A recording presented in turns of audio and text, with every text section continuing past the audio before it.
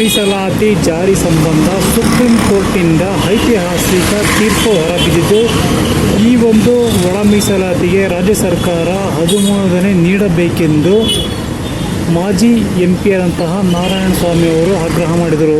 ಬೆಂಗಳೂರಿನ ಪತ್ರಿಕಾಗೋಷ್ಠಿಯಲ್ಲಿ ಮಾತನಾಡಿದ ಅವರು, ಈಗಾಗಲೇ ಆಂಧ್ರ ಹಾಗೂ ತಮಿಳುನಾಡಿನಲ್ಲಿ ಒಳ ಮೀಸಲಾತಿ ಸಂಬಂಧ ಈಗಾಗಲೇ ಮುಖ್ಯಮಂತ್ರಿಗಳು ಈ ಒಂದು ಆದೇಶವನ್ನು ಜಾರಿ ಮಾಡಿದ್ದಾರೆ. ಅದೇ ರೀತಿ ಕರ್ನಾಟಕದಲ್ಲಿಯೂ ಸಹ ಒಳ ಮೀಸಲಾತಿಗೆ ಮಾನ್ಯ ಸಿದ್ದರಾಮಯ್ಯ ಅವರು ಹಿಂದುಳಿದ ವರ್ಗಗಳಿಗೆ ಅನುಕೂಲವಾಗುವ ನಿಟ್ಟಿನಲ್ಲಿ ಈ ಒಂದು ಒಳ ಮೀಸಲಾತಿಯನ್ನು ಜಾರಿ ಮಾಡಬೇಕೆಂದು ಇದೇ ವೇಳೆ ಆಗ್ರಹ ಮಾಡಿದರು. ಬಿಜೆಪಿ ಸರ್ಕಾರ ಇತ್ತು ಅಂತ ಪದವನ್ನು ಹೇಳಿದ್ದಾರೆ ಸಿದ್ದರಾಮಯ್ಯ.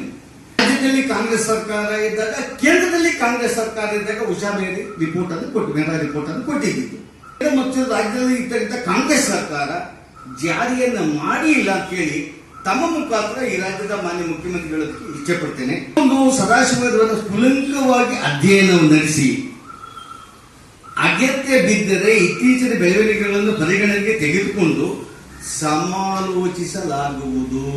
ಸಂವಿಧಾನದ ಮೂಲಕ ಒಳ ಮೀಸಲಾತಿ ಬಗ್ಗೆ ಸ್ಪಷ್ಟವಾದ ನಿರ್ಧಾರವನ್ನು ಪದವನ್ನು ಸನ್ಮಾನ್ಯ ಸಿದ್ದರಾಮಯ್ಯನವರೇ, ತಾವು ಮುಖ್ಯಮಂತ್ರಿ ಆಗಿದ್ದಾಗ ಅದಕ್ಕೂ ಮುನ್ನ ಅನೇಕ ಬಾರಿ ನಾನು ಸದಾಶಿವನ ಜಾರಿ ಮಾಡ್ತೀನಿ ಅಂತೇಳಿ ಸಾರ್ವಜನಿಕವಾಗಿ 1 ಲಕ್ಷ 2 ಲಕ್ಷ ಜನ ಸೇರಿದಾಗ ತಾವು ಇಡೀ ರಾಜ್ಯದ ಜನತೆಗೆ, ದಲಿತ ಸಮುದಾಯಕ್ಕೆ ಸಂದೇಶವನ್ನು ನೀಡಿದ್ವಿ. ಹಾಗಾಗಿ ಜಾರಿ ಮಾಡ್ತೇನೆ, ನನ್ನನ್ನು ಮುಖ್ಯಮಂತ್ರಿ ಮಾಡಿ ಅಂತೀವಿ. ಬಿಜೆಪಿ ಸರ್ಕಾರ ಬೊಮ್ಮಾಯಿಯವರು ಒಳ ಮೀಸಲಾತಿಯ ಜಾರಿಯ ಬಗ್ಗೆ ಮಹದೇವಸ್ವಾಮಿ ನೇತೃತ್ವದಲ್ಲಿ ಕೊಟ್ಟಂತ ವರದಿಯನ್ನ 17% ಅನ್ನ ಮಾಡಿ 6, 5.5, 4.1 ಬಿಜೆಪಿ ಸರ್ಕಾರ ತೀರ್ಪನ್ನು ತೆಗೆದುಕೊಂಡು ಕೇಂದ್ರ ಸರ್ಕಾರಕ್ಕೆ ಶಿಫಾರಸನ್ನ ಮಾಡಿ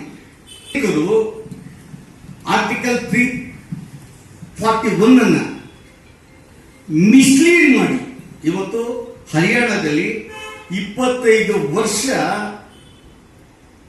ಮೀಸಲಾತಿಯನ್ನು ಉದ್ಯೋಗ ಪಡೆದಂತ ಅಥವಾ ಅನೇಕ ಯೋಜನೆ ಪಡೆದಂತ ಜನಕ್ಕೆ ಅನ್ಯಾಯ ಆಗಿದೆ. ತುಂಬಿಸಬೇಕಾದ್ರೆ 20 ವರ್ಷ ಯಾರು ಜಾಬನ್ನೇ ಕೊಡೋದಿಲ್ಲ. ಪ್ರದೇಶ ಮತ್ತು ತೆಲಂಗಾಣ ಒಂದು ರಾಜ್ಯವಾಗಿದ್ದಾಗ 2004ರಿಂದ ಏನು 2004ರ ಮೊದಲು 5 ವರ್ಷಗಳನ್ನ ಸಾವಿರಾರು ಮಂದಿ ಉದ್ಯೋಗವನ್ನು ಪಡೆದಿದ್ದು ಒಳ ಮೀಸಲಾತಿಯಿಂದ.